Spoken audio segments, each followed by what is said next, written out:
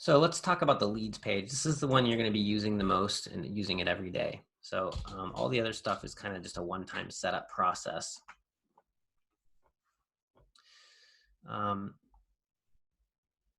Yeah, so this is going to show both a mix of your quotes where people are just getting prices as well as your events. And you can filter using these filters over here. So if you want to see things that are coming up, you can adjust the date range. You can say, show me events that are in the next 30 days. You just hit the apply button. You can sort these if you want to sort by the event date here. The first click sorts it ascending and then descending, and then the third click clears it. So these are useful tools for getting just using it every day. You can also filter by your statuses. So again, like I said, there's quotes mixed in here with actual events. So if you don't want to see a certain one, you can hit the all statuses, and then you can clear off the ones you don't want to include. Yeah, so that's the basic with the filters. If you want to set up more advanced filters, then what you can do here, you're going to have to go to settings, and then there's a filter section here, and then you can basically filter by almost anything and save those filters. And then if you use them all the time, they'll show up here in this search thing at the bottom. All right, so I can say, show me all the ones that need to be charged or whatever your filter is that you've created. Okay. So this is the page that you'll be working on a lot when you're entering their info.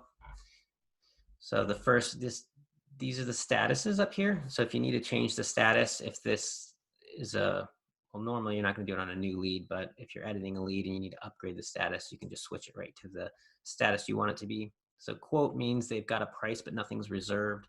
Hold or hire means the inventory becomes reserved. Contracted is when you've sent the contract out, but they haven't signed it or paid yet. So a lot of times you'll be holding the inventory for them and waiting for them to complete those steps. So if they don't do it by a certain date, you'll want to downgrade to free up that inventory. Confirmed is once they've signed and paid the deposit, and complete is after the event is over. And our system will switch the statuses automatically. So if they create a quote and then they do the auto book now button, it'll automatically update to contracted. Once they sign it and pay the deposit, it'll automatically upgrade to confirmed. But you can still switch these around too by manually clicking them if you need to. Also, the statuses are customizable. It can be a little bit of a tricky process. So some people like to add in like a deposit paid status in between here, or a rain check, or a postpone. And there's other things you can do that can help you run the business the way you want to run it. This bar up here is the time. It represents when the event is. If you add in other things like a setup, it'll add to this bar based on those times. Generally, the first thing you're going to want to do, though, is set the event time they're looking for. So let's just assume this is correct, or we'll set it to the 18th. And then the availability of your inventory will be updated here. So we can see the 20 by 20 tent's not available. So you'll be able to tell the customer right away if they're asking about a certain availability on that date. You can set the date here first, hit the done button, and then the quantity will be updated, as well as the pricing based on the length that they're requesting for. If you need to change the time, you simply click the bar, make the changes, and hit the done button. So for this inventory, you can filter by category. If they're wanting to see just water rides, for example, or if you want to search for something, you just type it in.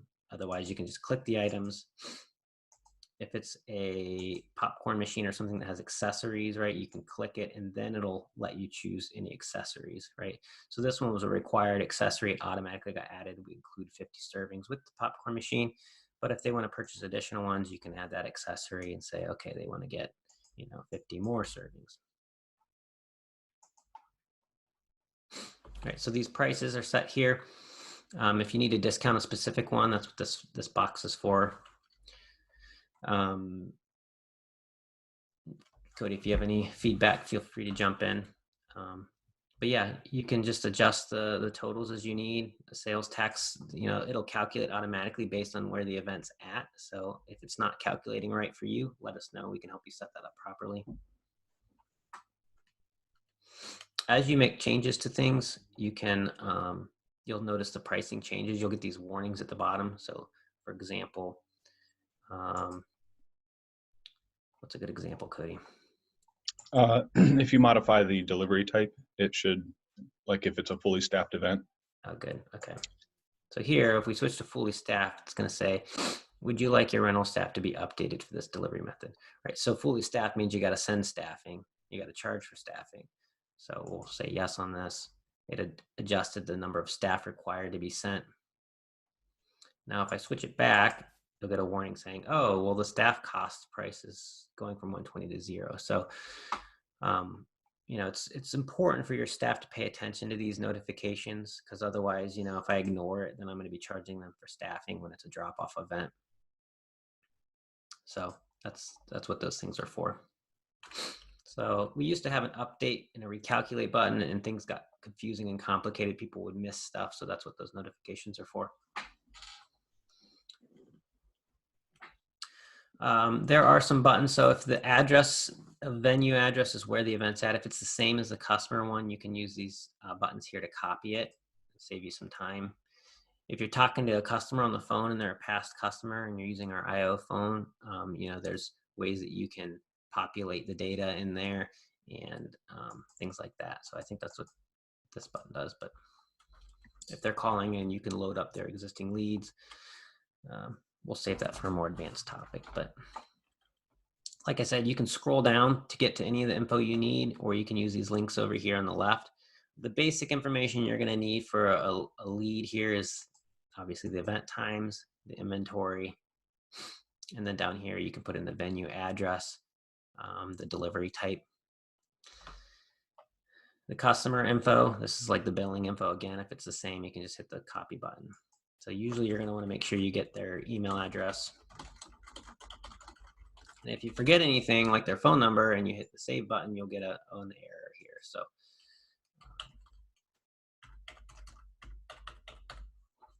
if you have additional phone numbers, you can add them here. If you have multiple contacts, you can now add them here as well. So you hit this. Now we can say, well, this one is going to be the main person, and this would be an additional contact or something like that. So generally, when you're making a new quote, that's probably all you have to do. You can hit save, and it'll save all the info. If you have, I forgot the customer name here, Jim Smith.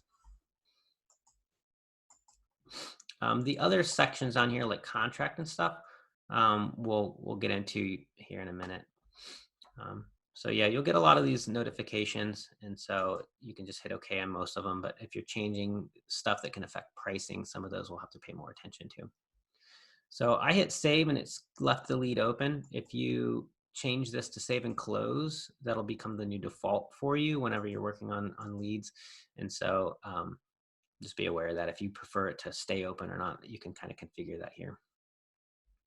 So if you want to see how all those details look to the customer, this button here shows you the quote confirmation page that we talked about earlier. If you hit it, it'll open a new tab. You'll be able to kind of confirm that everything looks correct and good before you send it off to the customer. So, okay, let's say everything looks good. Now I want to email them. There's going to be this, either the email button here or up here. They kind of do the same thing. This one will open that. So from here, you can say, okay, let's email them that quote. So customer, there's supposed to be one here called quote, but I think it's turned off on this account. We'll say customer invoice for now. And so you can take a look at it. Again, make sure it looks correct before you send it. You're obviously not going to want to text something huge, but you can text as well. So usually if it's a really short note, that would be ideal. Otherwise, it's going to have issues. Since you're at a little pausing point here, Joel, can you talk about what would happen if you wanted to change the price for a customer rather than using their default price? We had Don ask if you could change it for like a free event, or if you could change the pricing up at the top. Change this price for a specific customer? What do you mean? Just that item there that you're working on, the lead, if you could change any of the pricing that loaded in. Oh yeah, so these are all the default prices, right, that you set up. But if a certain customer, if you want to do a discount, you can type it here, and then it keeps track of what the original price was and the discounted price. But of course, you can always just change it over here and say, okay, we're going to give them a deal and only charge. Oops. And then if you wanted the whole event to be free or discounted, you could go down. Yeah, there's also a discount here you can do, or an additional fee you can add on, or you can just change the amount to be whatever you want. And when you do that, it'll automatically add the discount in. Yeah, if you want to add a fee, if they decide, okay, I'm going to do a damage waiver or something, you can always just type the stuff in. This would be a, say, $100 fee. You can also configure this to automatically happen and stuff. So again, I'd reach out if you want to always use this. Um, Same thing with specials and coupons. There's all kinds of things you can automate with our system. If you always want to make it so they get a discount if they run a concession machine with an inflatable, things like that, we can help you set that stuff up. Same thing on distance charges. Distance charges, we actually calculate the driving distance from your warehouse to the event. We can automatically configure that to charge whatever rate you want. And so again, you can set these things up here. Like the distance charges can be set here. Those promotions and fees I talked about can be set here. If you're having trouble with those, that's what our support team is here for. Hopefully that made sense. You can take payments here. I didn't go over that, but you hit show payments. Also same thing, if you hit it on here on the left sidebar, it'll take you over to the payments section.